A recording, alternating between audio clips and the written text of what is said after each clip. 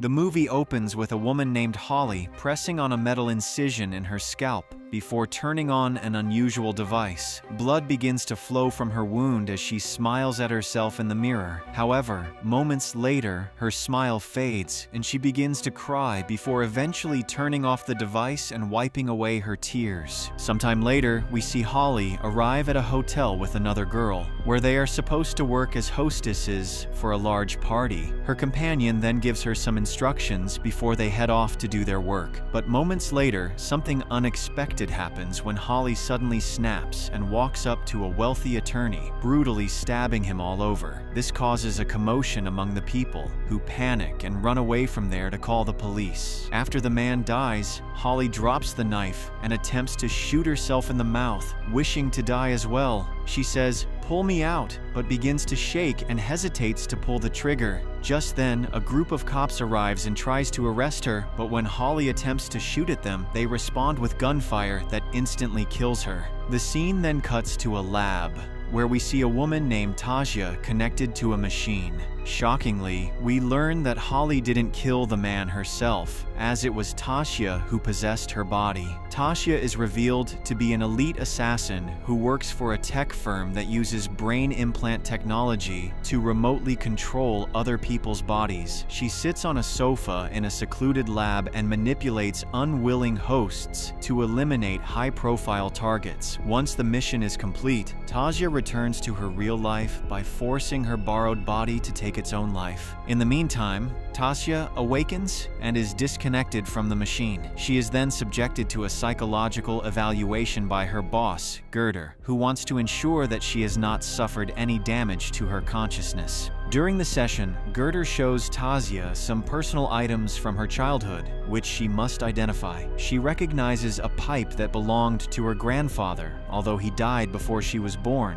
and it was her father who gave it to her. Then, Girder presents a butterfly encased in a box, and Tasia explains that she killed it as a child and later mounted it because she felt regretful. Tasia becomes somber and admits that she still regrets her actions to this day. The test goes well, but Tasia doesn't tell Girder that she was unable to make Holly end her own life. Girder then excitedly informs her about an upcoming mission, which is very important, but Tasia claims she needs some time off to spend with her son and husband. However, it becomes clear that Girder doesn't want Tasia to have any personal attachments. She reminds Tasia that she and her husband were separated because she feared she was a danger to them. This leaves Tasia confused, as she doesn't remember ever having that conversation. Following this, Tasia leaves the office and, on the way, rehearses how to talk with her family and how she will react to their responses. She soon arrives home,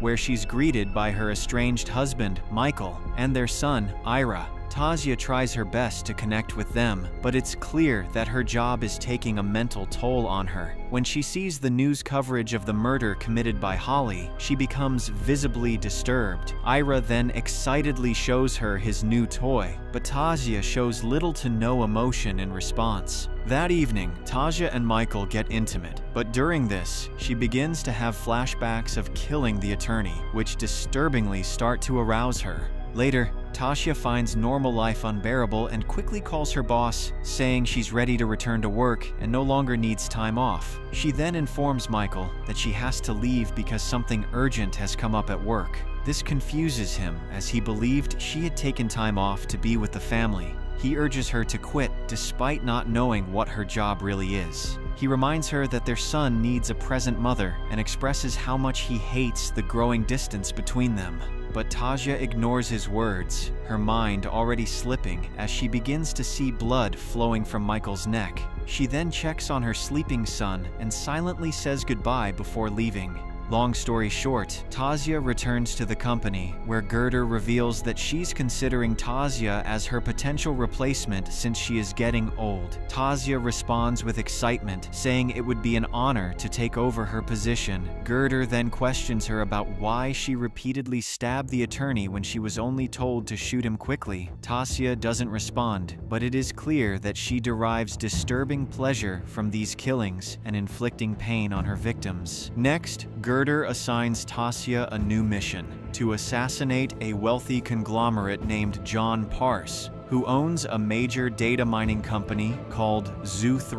It turns out that his stepson, Reed, is the one who hired them for the job. Reed wants to eliminate both John and his daughter, Ava, to take over the company and inherit all the wealth. Girder then reveals that once the mission is complete, they can blackmail Reed and seize control of the company themselves. For this task, Tasya will take over the body of Ava's boyfriend, Colin, who works at Zoo as a low-level employee. The plan is to portray Colin as a man who, unable to bear the alleged abuse from John and Ava, eventually snaps and kills both. Over the following days, Tasya closely spies on Colin, carefully noting his behaviors, speech, and mannerisms to flawlessly blend in once she takes over his body. When everything is ready, the company abducts Colin and implants Tasya's consciousness inside him. She must complete the mission within 3 days, or risk serious brain damage, as the implant degrades and disappears after 3 to 4 days, leaving no trace behind. Furthermore, we discover that Tasya must perform a brain recalibration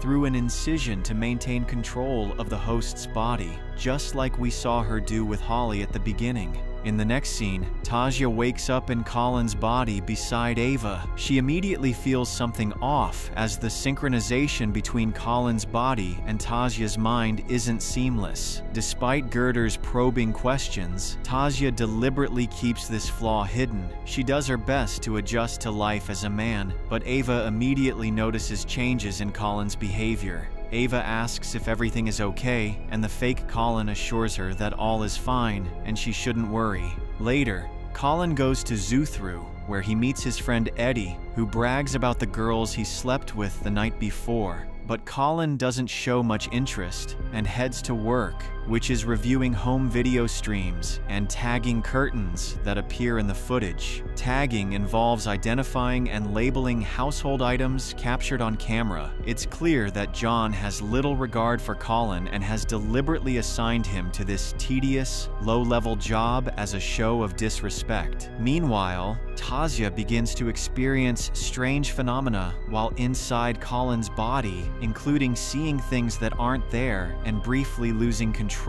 She also experiences increasingly vivid hallucinations and brief blackouts that leave her disoriented. It turns out that Colin is beginning to resist the takeover, pushing back against her control from within. While returning home from work as Colin, Tasya passes by her house and notices her husband and child through the window from a distance. The sight causes her to hesitate to do this job, but she knows there is no turning back and that her mission must continue. When Colin returns home, Ava is visibly worried since he's late, but he reassures her that everything is fine. Colin then joins Ava and her friends at a party, celebrating one of them getting promoted at Zoo.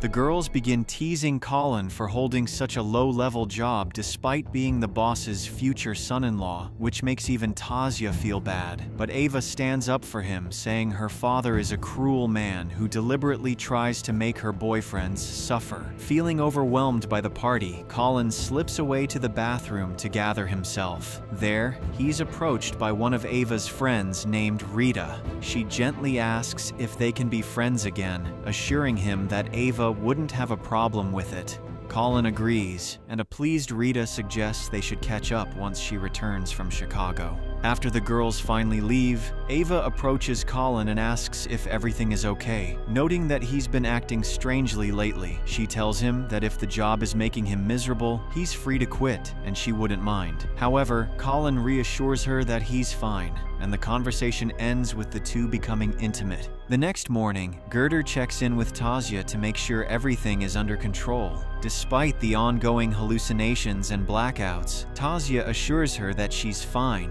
which seems to reassure Girder. She then reminds Tasya to perform her daily frequency recalibration, which involves pressing the incision on her scalp to maintain control. That night, a lavish party takes place at John's house, where Tasya is tasked with assassinating him. Girder instructs her to provoke Colin into a public argument to create a motive for the killing. As expected, John turns out to be an arrogant man and humiliates Colin in front of the guests. Colin then indulges in heavy drinking and rudely insults John while confronting him about years of abuse. Ava tries to calm him down, but he pushes her away and hurls derogatory names at her. The confrontation escalates into a chaotic scene, forcing security to intervene and escort Colin out of the house. Sometime later, after the guests have left, Tasia, still in Colin's body, quietly slips back into the house, clutching a sharp rod. She approaches a drunken John, who orders Colin to get out of his house. Although she was supposed to kill him with a gunshot, Tasia instead unleashes a brutal and disturbing assault, beating him mercilessly with the rod. The gruesome attack is witnessed by Ava, plunging the scene into further chaos. The poor girl tries to flee, but Tasia quickly shoots her dead. Now, Tasia needs to return to her original body by shooting herself and says, "Pull me out."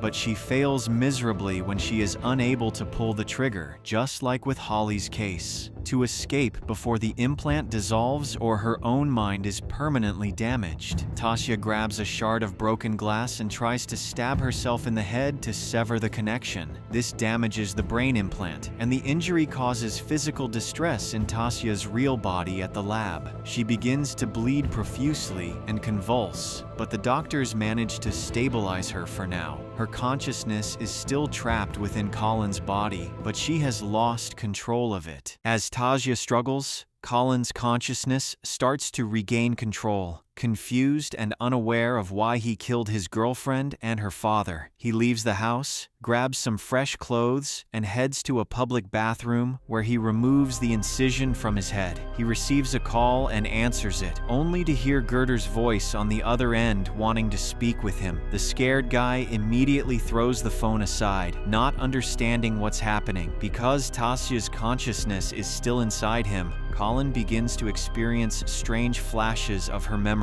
A confused Colin then shows up at Rita's home, where she warmly welcomes him, as she's clearly fond of him. She mentions she's preparing to leave for Chicago, and Colin asks if he can stay for a few days, claiming he's having problems with Ava. Unaware of the horrific events from the previous night, Rita kisses him and heads to the bathroom to shower. But unfortunately for Colin, Tasia briefly regains control of his body. She then follows Rita into the bathroom and coldly shoots her in the shower for no reason. To make matters worse, Tasia learns that John is apparently still alive, meaning the mission remains incomplete. Suddenly, someone knocks on Rita's apartment door, which startles her. Tasia hesitantly opens it, only to find one of Colin's friends, Eddie, standing outside. To her surprise, Eddie also works for Girder, though he is not an assassin and is in charge of tech support. When a field agent starts losing control of their host, people like Eddie are called in to fix the situation. Eddie then shoots Colin with a tranquilizer and begins the procedure to restore Tasia's control over the body. During the procedure, Colin briefly regains consciousness and experiences a vivid, unsettling vision.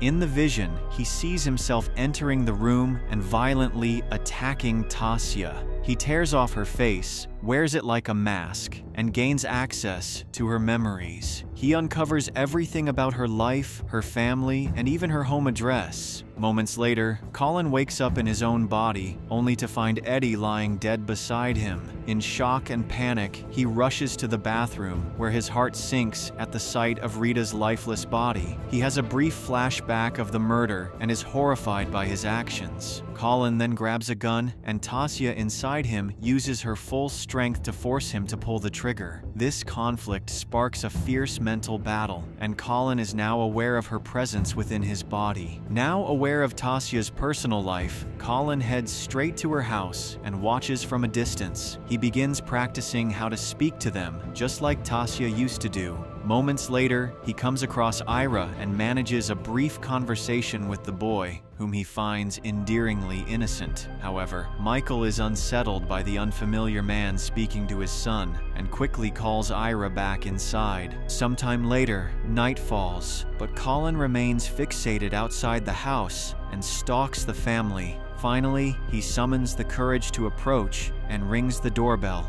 Michael opens the door, and Colin insists that he needs to see Tasia, claiming to be a friend. Sensing something wrong, Michael tells him Tasia isn't home and tries to shut the door firmly, but Colin refuses to leave, and he forcefully shoves the door open and attacks Michael. Colin demands to know where Tasia is, but Michael insists he doesn't know, as she often travels for work without saying much. As Colin becomes more agitated, Michael begs him to explain what she did to make him so angry. An enraged Colin then shouts for Tasia to show herself and threatens to kill her husband. Moments later, Tasia appears to him in a vision, and she calmly asks why he's doing this. Colin accuses her of making him commit all those murders, but she coldly tells him it was always him who did the killing. She then admits that she loved her husband once, though she's no longer sure if that love was ever truly hers. Upon hearing her cold response, Colin breaks down and threatens to kill Michael unless Tasia fixes everything, but she looks emotionless and tells him to go ahead, claiming Michael was only holding her back. While Colin is caught up in the argument, Michael seizes the opportunity to grab the gun. He attempts to shoot, but Colin grabs a nearby meat cleaver and cuts off Michael's hand. He then brutally ends up stabbing the poor guy multiple times, revealing that it's actually Tasia who's in control since she enjoys this kind of bloodshed. After Michael dies, Tasia, who is still inside Colin's body, puts the gun in his mouth and says, "Pull me out," but she is unable to pull the trigger. Then, in an unexpected turn of events, Colin is stabbed in the throat by someone who turns out to be the young boy, Ira. Tasia doesn't show any mercy and immediately shoots her own son, who looks cold and detached. As they lie in a pool of blood, taking their final breaths, we hear Ira say, "Pull me out," revealing that the boy's body is also possessed by someone else. The scene then cuts to the laboratory, where we see Tasia finally waking up in her own body. She looks over and notices Girder also waking up from a possession.